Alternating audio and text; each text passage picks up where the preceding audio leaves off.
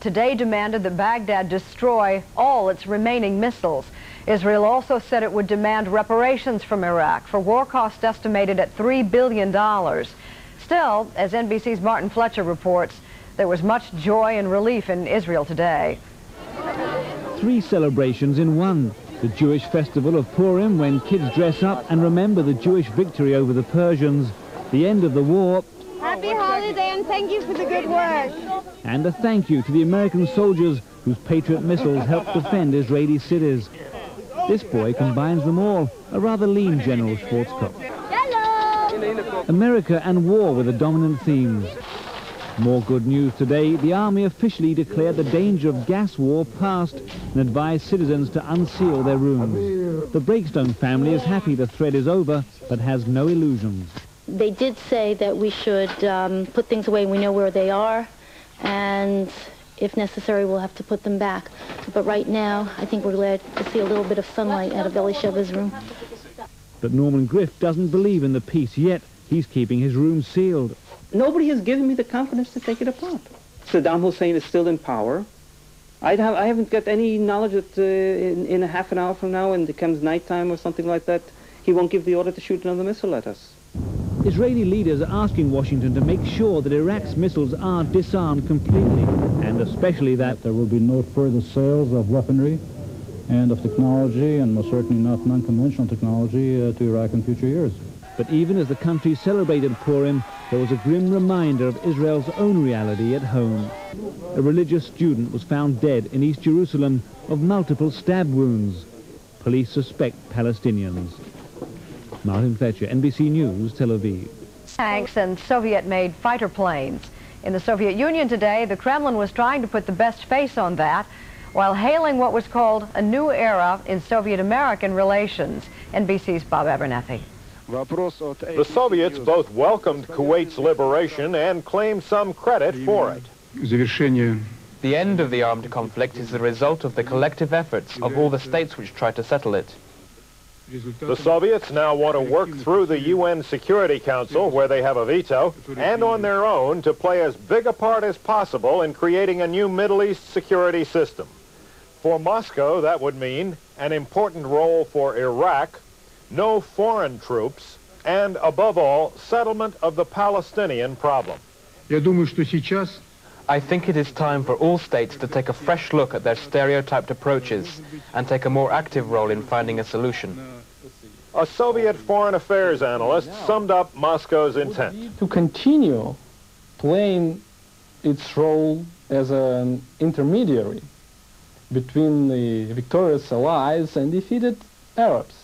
But trying to play middleman has cost Moscow public support in the U.S. An NBC News Wall Street Journal poll shows 28% say they've lost respect for the Soviet Union since the war began, compared to 18% who say their respect has increased.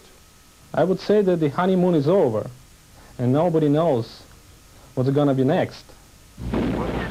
Meanwhile, the Soviet army was embarrassed by the battlefield failure of the Iraqis, whom the Soviets had helped supply and train.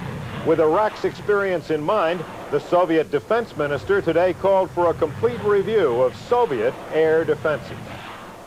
The Soviets want good relations with both the West and the Arabs, but they also admire success. One official here greeted an American friend today with just one word: congratulations. Bob Abernethy, NBC News, Moscow.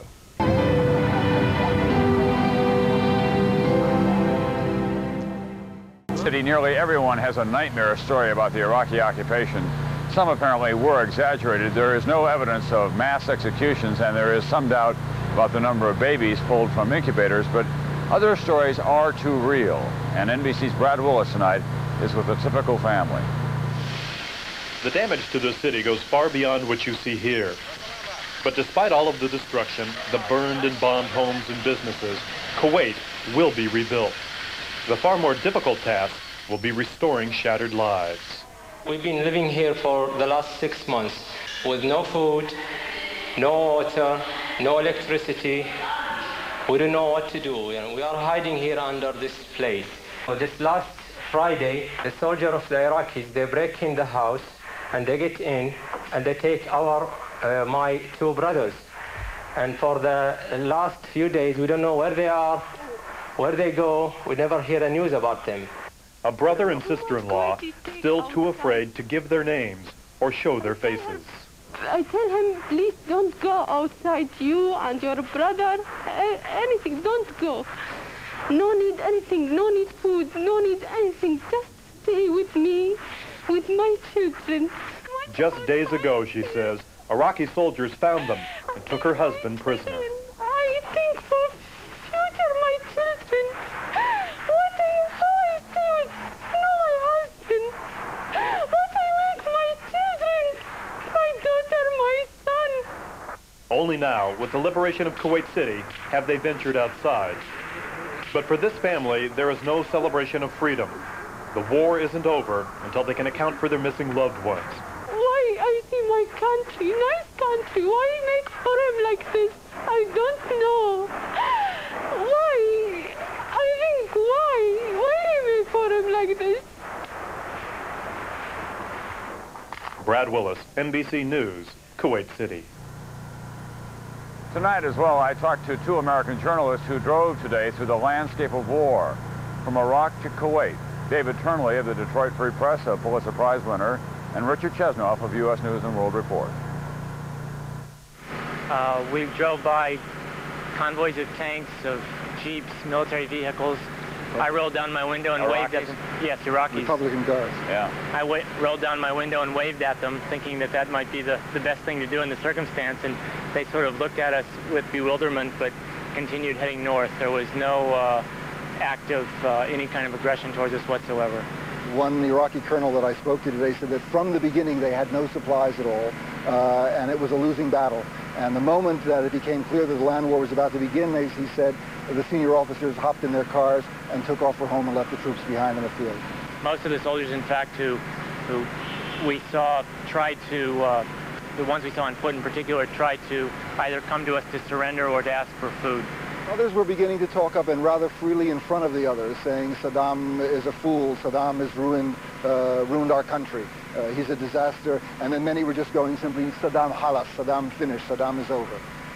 We saw from that perspective soldiers walking barefooted up the highway from Kuwait, decimated vehicles the entire way. Lots of bodies?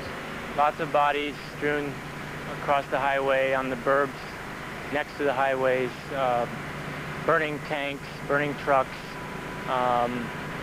what was clearly an annihilated Iraqi army. When we come back, Jane Pauley in New York, and this question, did Japan get off too easy?